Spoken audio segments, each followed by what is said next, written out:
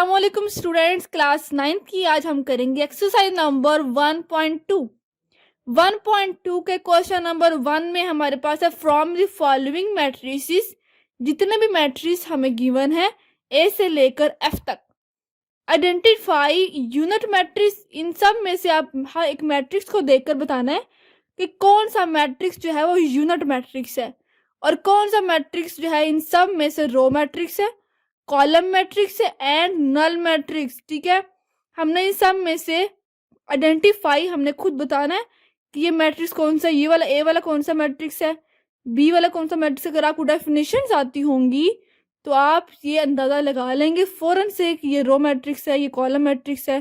ठीक है, तो आपने row matrix, column matrix, unit matrix, null matrix, इन सब की डेफिनेशंस को याद कर लेना है। ठीक है, इस क्वेश्चन के लिए ये जो क्वेश्चन है ये एमसीक्यूज में भी पूछा जाता है कि आइडेंटिफाई बताएं कि ये कौन सा मैट्रिक्स है। ठीक है, तो आपने ये एमसीक्यूज के लिए करना अच्छे तरीके से। इसकी डेफिनेशन भी आती है पेपर्स में, तो आपने वो भी अच्छी तरह तैयार कर लेनी। 2 नंबर की डेफिनेशन भी पेपर में आती हैं। तो हम करते हैं क्वेश्चन नंबर 1।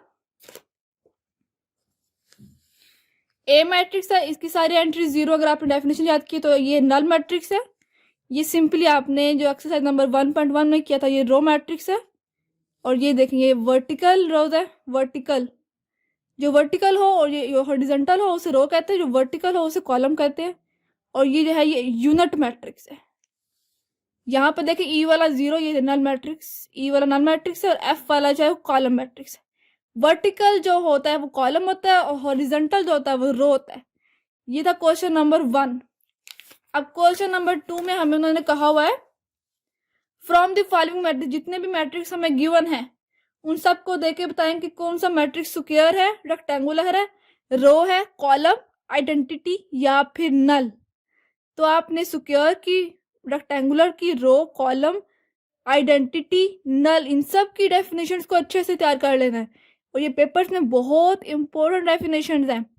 डेफिनेशंस भी आती हैं और आपने इसकी एग्जाम्पल भी देनी पड़ती है और आपने इसको हमने सॉल्व करेंगे। इस क्वेश्चन को सॉल्व करने के लिए हमें डेफिनेशंस को याद करने की बहुत ज़रूरत है। आप देखें ये फर्स्ट वाला जो हमारा पार्ट है क्वेश्चन नंबर 2 का, वो मैट्रिक्स हमें गिवन है -8 2 7 12 0 4। अभी देखिए हमें इसके लिए रोज, ये देखिए 1 रो, इसकी 2 तो कितनी होगी, 2 रोज हो गई हैं।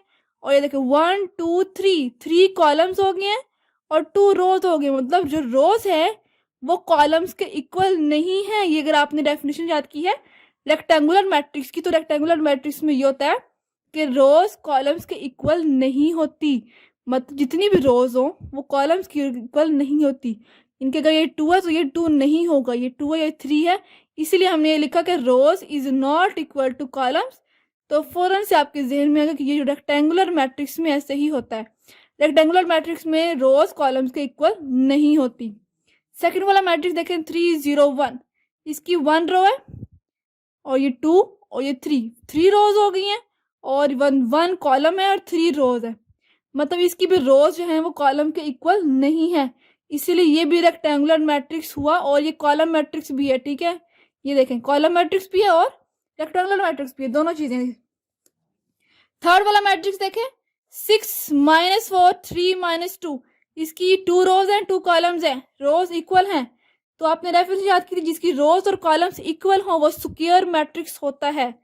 अब ये देखें 4 वाला पार्ट देखें 1 0 0 1, इसकी 2 रोज है और 2 कॉलम्स हैं। तो ये स्क्वायर मैट्रिक्स हो जिसकी रोज और कॉलम्स इक्वल हो वो स्क्वायर मैट्रिक्स होता है। और ये देखें 1 0 0 1, ये आइडेंटिटी मैट्रिक्स भी है। ये आपने डेफिनेशन याद की है, आइडेंटिटी मैट्रिक्स जिसको यूनिट मैट्रिक्स भी कहते हैं। ठीक है, अब चलते हैं इसके 5 वाले पार्ट की तरफ।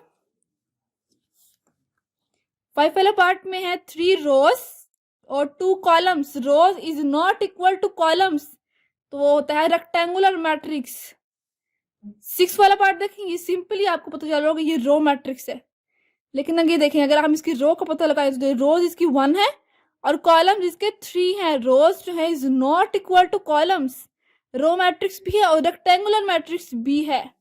यहाँ पे देखें ये कॉलम मैट्रिक्स है और ये रेक्टेंगुलर मैट्रिक्स भी है। कैसे पता लगा, क्योंकि देखें इसकी 3 रोज है और 1 कॉलम है, ये कॉलम मैट्रिक्स भी है और रेक्टेंगुलर मैट्रिक्स भी है।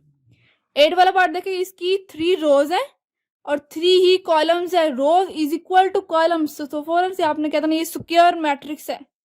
आगे देखिए, इसकी सारी एंट्रीज 0 है, ये नल मैट्रिक्स भी है और ये वाला मैट्रिक्स नल मैट्रिक्स भी है। और ये देखिए, इसकी 3 रोज है और 2 कॉलम्स है। Rows is not equal to columns, तो ये रेक्टेंगुलर मैट्रिक्स भी है और नल मैट्रिक्स भी है। अब चलते हैं इसका क्वेश्चन नंबर 3। क्वेश्चन नंबर 3 भी डेफिनेशन का ही है।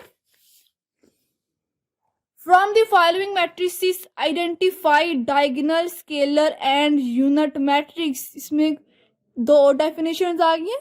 ये सिंपली जो है ना, कोई एक्सरसाइज नंबर 1.2 के लिए आपको डेफिनेशन याद करने की जरूरत है बहुत ज्यादा। अगर आप डेफिनेशन याद कर लेंगे तो एक्सरसाइज बहुत इंपॉर्टेंट है डेफिनेशंस के लिए। अच्छा जी, सबसे पहले हम करते हैं इसका ए वाला जो हमें मैट्रिक्स गिवन है। इसमें देखें 4 0 0 4। इसमें ये जो मैट्रिक्स है इसकी आपने डेफिनेशन याद की होगी स्केलर मैट्रिक्स की।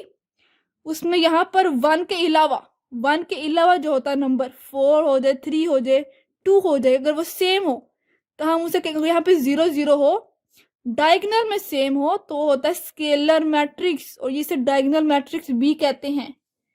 ठीक है, अब चलते हैं बी वाले में। यहाँ पे देखें ओनली डायगोनल मैट्रिक्स, क्योंकि यहाँ पर 2 है और यहाँ पर 2 नहीं है, इसीलिए हमने सिर्फ यहाँ पे लिखना डायगोनल मैट्रिक्स। आगे सी वाला देखें, सी वाले मैट्रिक्स में आपने पहले भी पढ़ा है, ये है identity matrix, unit matrix. Identity कह लें या भी यूनिट कह लें, बात एक ही है। ठीक है, और ये डायगोनल है क्योंकि इन दोनों की एंट्री सेम है, 1 है, ये भी 1 है, डायगोनल में सेम है, तो इसे कहेंगे हम डायगोनल मैट्रिक्स और यहाँ पर यूनिट मैट्रिक्स। डी वाला देखें 3, यहाँ पे देखें ये 0 0 लाजमी होना जरूरी है, तब ही ये डायगोनल मैट्रिक्स बनेंगे। ये डायगोनल मैट्रिक्स है, यहाँ पे 0 है, अगर सेम होता तो हम इसे स्केलर मैट्रिक्स कहते, लेकिन यहाँ पे 3 है, यहाँ पे 0, ये सिर्फ डायगोनल मैट्रिक्स है। ई वाला देखें 5 3 0 0 1 + 1, इसको सॉल्व करेंगे पहले। 5 - 3 निकालेंगे 2 0 0 2, तो यहाँ पे देखें इन दोनों की सेम है, डायगोनल में जो सेम हो उसे हम कहते हैं स्केलर मैट्रिक्स। 1 के अलावा अगर 1 1 हो तो वो यूनिट या फिर आइडेंटिटी मैट्रिक्स होगा। यहाँ पे देखें 2 है तो यहाँ पे स्केलर मैट्रिक्स हुआ, और ये डायगोनल भी है और स्केलर भी है। क्वेश्चन नंबर अब हम करते हैं इसका 4 वाला। 4 वाला क्वेश्चन नंबर 4 में अब find negative of matrices A B C D and E. जितने भी मैट्रिक्स ए से लेकर ई तक हमें गिवन है उन सब का हमने negative of a matrix find करना है। तो now solve. A is equal to 1 0 -1। Simply negative का मतलब ये होता है कि हमने माइनस के साथ मल्टीप्लाई कर देना है। अंदर वाले साइन जो है अगर माइनस के साथ मल्टीप्लाई करेंगे तो अंदर जो मैट्रिक्स के साइन है वो चेंज हो जाएंगे। अगर यहाँ +1 था तो -1 हो जाएगा, अगर -1 है तो +1 हो जाएगा। सिंपली जहां पे 1 लिखा होगा वहां पे आपने -1 लगा देना है, और जहां -1 लिखा होगा वहां पे आपने +1 लगा देना। बहुत इजी क्वेश्चन है ये शॉर्ट के लिए। b is equal to 3 - 1 2 1। देखिए 3 के साथ प्लस है, यहाँ पे हमने -3 लगाना है, यहाँ पे -1 है, यहाँ पे +1, यहाँ पे 2 है। सिर्फ और सिर्फ आपने साइन चेंज कर देना है। -2 है, यहाँ पे +1 है, यहाँ -1 हो जाएगा। सिंपली सी का हमारे पास देखते हैं, सी है 2 6 3 2। ये सब ही पॉजिटिव है तो हमने इन सब को नेगेटिव कर देना है, -2 -6 -3 और -2। अब चलते हैं डी वाले की तरफ। D is equal to -3 2 -4 5। Sign change, इन दोनों की साइन चेंज, -3 ये हो जाएगा +3, ये हो जाएगा -2, ये हो जाएगा +4, ये हो जाएगा -5। लास्ट वाला मैट्रिक्स है ई 1 -5 2 3, ये हो जाएगा -1। सिंपली साइन चेंज करना है आपने, -1 ये हो जाएगा +5 क्योंकि ये -5 था, ये प्लस का 2 ये -2 हो जाएगा, और ये 3 है प्लस का और ये -3 हो जाएगा। ठीक है, तो ये हमने किया है इसका क्वेश्चन नंबर 4। क्वेश्चन नंबर 5 में ट्रांसपोज लेना है। Find the transpose of each of the following matrices. जितने भी मैट्रिक्स हमें गिवन है इन सब का हमने ले लेना है ट्रांसपोज।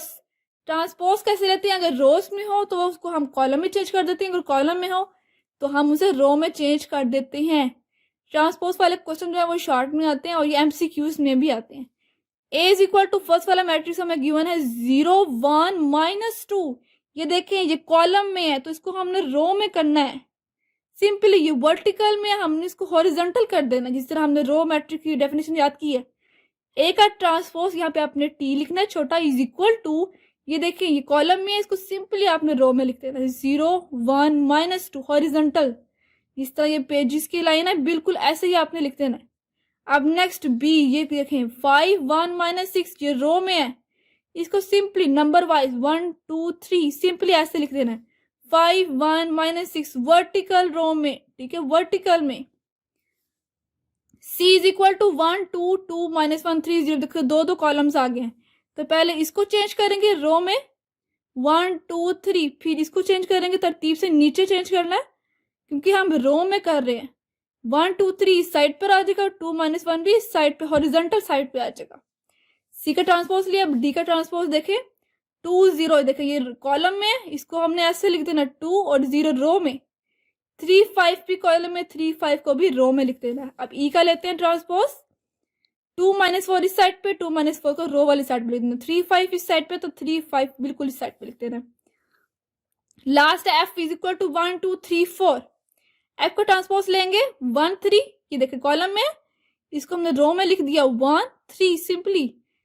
ये देखें 2 4 है, इसको भी हमने नीचे बिल्कुल इसके लिख देना 2 4। ये हमारे पास आगे क्वेश्चन नंबर 5, बहुत इजी क्वेश्चन और ये एमसीक्यू के लिए बहुत ही इंपॉर्टेंट है।